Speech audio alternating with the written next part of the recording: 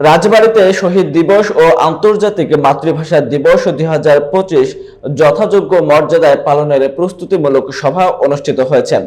বিস্তারিত থাকছে বাবুল শেখের প্রতিবেদনে। 4 জানুয়ারি মঙ্গলবার রাজবাড়ী জেলা প্রশাসকের সম্মেলন কক্ষে অনুষ্ঠিত এই সভার সভাপতিত্ব করেন জেলা প্রশাসক মিজ সুলতানা আক্তার। শহীদ দিবস ও আন্তর্জাতিক মাতৃভাষা দিবস পালনের পরিকল্পনা নিয়ে বিভিন্ন দপ্তরের প্রতিনিধিদের সঙ্গে দিক নির্দেশনা ও মতবিনিময় করা হয়।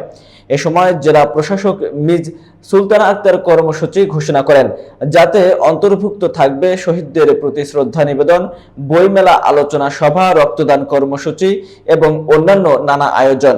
রাজবাড়ী জেলা প্রশাসক মিজ সুলতানা আক্তার বলেন, আমরা শহীদদের প্রতি শ্রদ্ধা নিবেদন এবং মাতৃভাষার প্রতি সম্মান প্রদর্শন করব, যাতে আমাদের নতুন প্রজন্ম এই ঐতিহ্য ধারণ করতে পারে।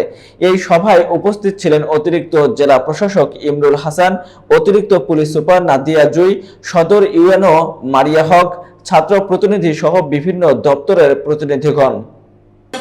আমি একটু আগেই বলেছি যে আমাদের আসলে এবার আমরা সবকিছু করব, কিন্তু আমরা একটু চিন্তা করে কনটেক্সটে চিন্তা করে করব। সবাই স্বতঃস্ফূর্ত অংশগ্রহণ চাই। আমরা চাচ্ছি বইমেলাটাও একটু গতবার যদিও 3 দিন হয়ে থাকে, প্রাথমিকভাবে আমরা চিন্তা করছি 2 দিনের মধ্যে, শুক্র শনিবারের মধ্যে শেষ করব।